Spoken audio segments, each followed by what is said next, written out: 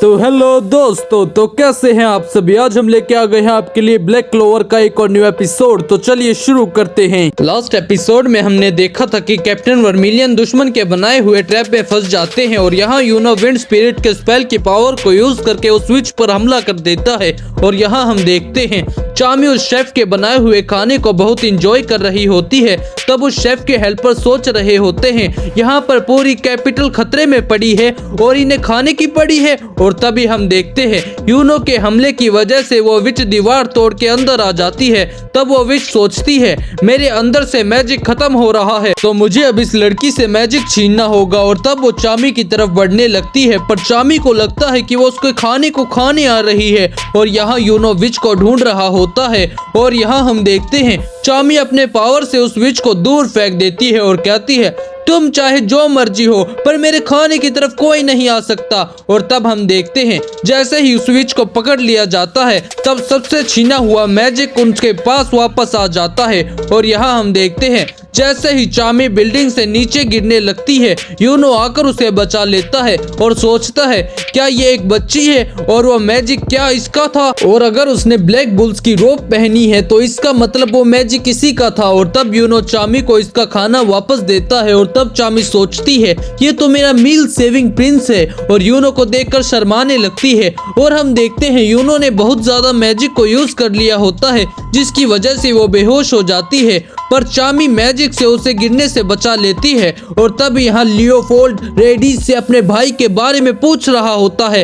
तब नोबेल कहती है इसने वो स्पेशल मैजिक यूज नहीं किया है और जिसने उसे यूज किया है वो पक्का हमारे आसपास ही कहीं छुपा होगा। और यहाँ हम देखते हैं आस्था उसे ढूंढ लेता है। और तब वो एनिमी कहता है मैं तुमसे बहुत इम्प्रेस हुआ कि तुमने मुझे ढूंढ लिया, पर अब इसका कोई फायदा नहीं है क्योंकि सब कुछ अब खत्म हो गया है। और तब हम देखते हैं वो कैप्टन वर्मिलियन को ट्रैप से बाहर निकाल देता है और हम देखते हैं उनका बहुत ज्यादा खून भी निकल रहा होता है जिसे देखकर सब लोग हैरान हो जाते हैं। तब आस्था कहता है पर आखिरकार ये कैसे हो गया, ये तो बहुत ज्यादा स्ट्रॉन्ग थे।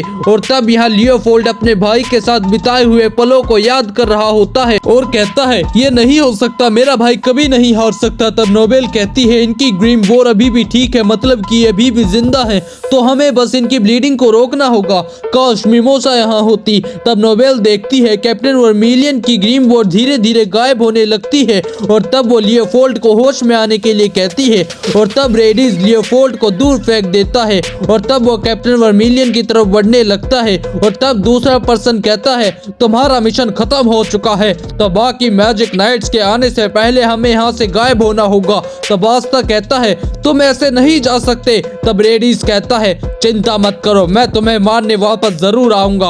और तब आस्था भागते हुए सोचता है मुझे इस तक पहुंचना ही होगा, मुझे याद रखना होगा कि कैप्टन वर्मिलियन ने मुझे शांत रहकर सोचने के लिए कहा था। स्पेशल मैजिक भी एक मैजिक ही है, तो इसका मतलब मैं उसे अपनी स्वॉर्ड से काट सकता हूँ। और तब नोवेल सोचती है अगर ये ऐसे ही भागता रहा तो इसका सारा खून निकल जाएगा। और तब हम देखते हैं आस्था अपनी दूसरी तलवार को फेंक कर उस स्पेशल मैजिक को काट देता है और उस पर हमला कर देता है और कहता है तुम ऐसे नहीं जा सकते, तुमने लोगों को बहुत दर्द दिया है और अब मैं बताता हूँ कि दर्द होता क्या है। और रेडिस को मुक्के मारने लगता है। तब रेडिस कहता है चोट लगना और खून निकलना कमजोरों की निशानी है और वो लोग जिनके पास मैजिक कम होता है उन्हें हमेशा ज्यादा ताकतवर लोग दबाते हैं। और तुम्हारे पास तो कोई मैजिक भी नहीं है, तो इसका मतलब तुम्हें तो मार ही दिया जाना चाहिए। और तब आस्था कहता है मैं यहाँ इसलिए हूँ ताकि यहाँ ऐसा कुछ ना हो सके, मेरे पास चाहे मैजिक ना हो पर मैं ताकतवर हूँ और मैं एक दिन विज़र्ड किंग बन के रहूंगा और ये प्रूफ कर दूंगा। और तब वोल्टस सोचता है एंटी मैजिक सच में बहुत अजीब है, तो पहले मुझे इसे ही संभालना होगा। तब नोबेल देखती है वोल्टस अपने मैजिक से आस्था पर हमला करने वाला होता है। और तभी हम देखते हैं जैसे ही वोल्टस हमला करने लगता है लियोफोल्ड उसे रोक लेता है और कहता है भाई आपने हमेशा यही सिखाया है कि लड़ाई में शांत होकर सोचना चाहिए, तो चलो आस्था कुछ कमाल करते हैं। और तब वोल्टस सोचता है हम रेडिस को अभी नहीं खो सकते, अभी हमें इसकी जरूरत है। और तब हम देखते हैं कुछ और लोग उनकी मदद करने के लिए वहां आ जाते हैं तब आस्ता सोचता है उस कर्ज की वजह से मेरा काफी खून बह गया है और अगर मैंने इसके बाद और खून खोया तो मैं बहुत ज्यादा मुसीबत में पड़ जाऊंगा।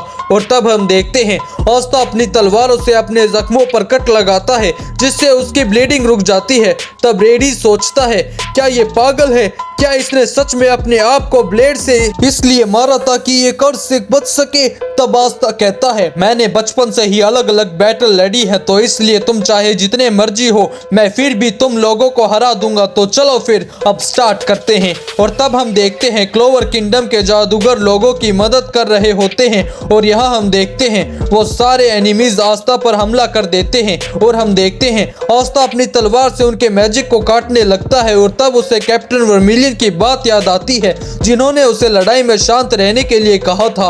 और तब लियोफोल्ड उन लोगों पर हमला कर देता है और कहता है तुमने जो भी मेरे भाई के साथ किया है मैं तुम्हें उसके लिए माफ बिल्कुल नहीं करूंगा। और तब हम देखते हैं वो दोनों मिलकर उन सभी के साथ लड़ने लगते हैं। तब एक पर्सन सोचता है ये दोनों तो सच में बीस्ट हैं और यही बात इन दोनों को डेंजरस बनाती है। और तब हम देखते हैं जैसे ही वो सारे एनिमीज उन दोनों पर हमला करते हैं नोबल अपनी शील्ड से उन्हें बचा लेती है। और तब हम देखते हैं एक पर्सन अपने मैजिक को यूज करके नोबेल के मैजिक को एब्जॉर्ब करने लगता है और जैसे ही आस्ता और लियोफोल्ड एक पर्सन पर हमला करने लगते हैं वो पर्सन अपने मैजिक से उन दोनों को ही नीचे गिरा देता है। और तब हम देखते हैं जैसे ही वो पर्सन उन पर दोबारा से हमला करने लगता है सारे के सारे मैजिक नाइट्स वहां आ जाते हैं। और तब वोल्टस कहता है आखिरकार तुम सभी इतनी जल्दी यहाँ वापस कैसे आ गए। तब एक मैजिक नाइट कहता है हम सभी यहाँ इतनी जल्दी इसलिए पहुंच पाए क्योंकि हम सब ने अपने मैजिक को कंबाइन कर लिया था। और तब हम देखते हैं मिमोसा अपने मैजिक से कैप्टन वर्मिलियन को ठीक करने लगती है और तब वोल्टस अपने साथियों को वापस जाने के लिए कहता है। और तब हम देखते हैं कैप्टन नोजेल अपने सिल्वर मैजिक से उन पर हमला करने लगते हैं और तब एनिमी में से एक लड़की अपने मैजिक और डार्क मैजिक आइटम को मिलाकर कैप्टन नोजेल के मैजिक को अब्सॉर्ब करने लगती है। तब कैप्टन नोजेल सोचते हैं आखिरकार ये किस तरह की मैजिक आइटम है। और तब हम देखते हैं वो लड़की आस्था को कैद कर लेती है। तब एक पर्सन कहता है चाहे हम अभी के लिए वापस जा रहे हैं पर तुम हमें याद रखना मैजिक नाइट्स, हम लोग the eye of the midnight sun है और हम लोग क्लोवर किंगडम को डिस्ट्रॉय कर देंगे। और तब हम देखते हैं वो सभी लोग वहां से गायब हो जाते हैं और नोबेल आस्था को बचाने की बात करती है। तब क्लाउस कहता है हमारे पास उन्हें ट्रैक करने का कोई जरिया नहीं है इसलिए हमें उन नहीं ढूंढ पाएंगे। तब कैप्टन नोजेल कहते हैं उसे छोड़ो, इस टाइम हमारी प्रायोरिटी रॉयल कैपिटल को बचाना है और साथ में ये भी देखना है कि यहाँ पर कोई और एनिमीज तो नहीं बचे हैं। और मिमोसा क्या वर्मिलियन ठीक है। तब मिमोसा कहती है मैं अपने मैजिक से ज्यादा कुछ नहीं कर सकती, हमें इन्हें इसी वक्त डॉक्टर के पास लेकर जाना होगा नहीं तो ये मारे जाएंगे। और तब सॉलिटर कैप्टन वर्मिलियन का मजाक उड़ा रहे होते हैं। तब नोबेल कहती है तुम ऐसे नहीं कह सकते, उन्होंने बहुत अच्छी लड़ाई लड़ी है। तब सॉलिटर कहता है इसका कोई फायदा नहीं है क्योंकि हम मैजिक नाइट जीतने के लिए बने हैं। तब कैप्टन ओंजेल कहते हैं ये समय इन बातों का नहीं है, हमें सबसे पहले रॉयल कैपिटल की सिक्योरिटी को देखना होगा।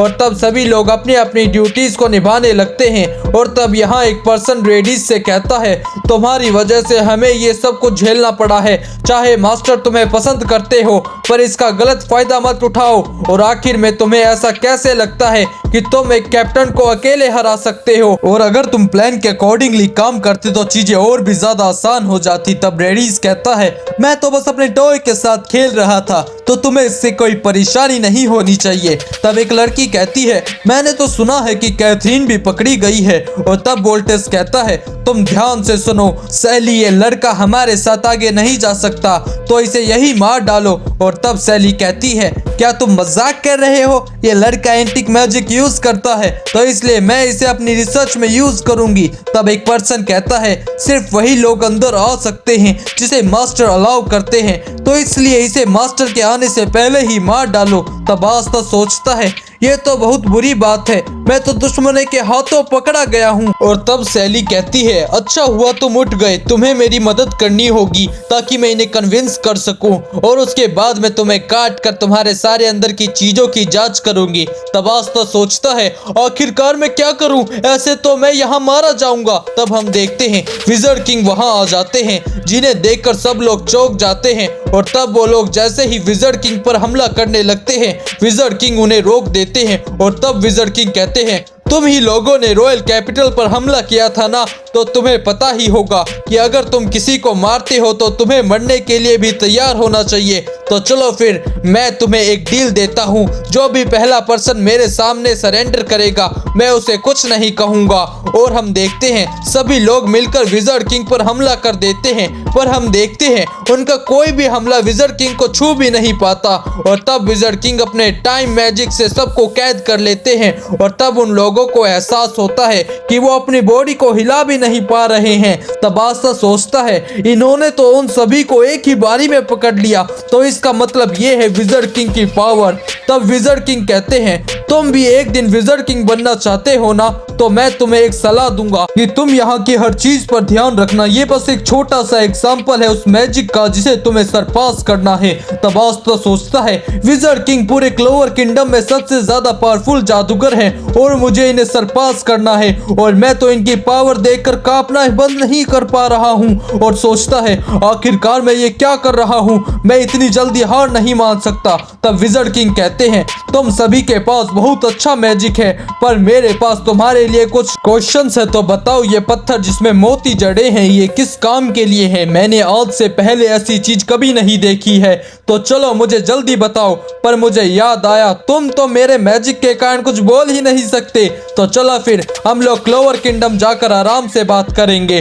और तब विज़र्ड किंग को एहसास होता है कि कोई वहां आ रहा होता है और हम देखते हैं एक पर्सन के आने पर वहां बहुत ज्यादा रोशनी हो जाती है। और इसी के साथ ये एपिसोड खत्म हो जाता है।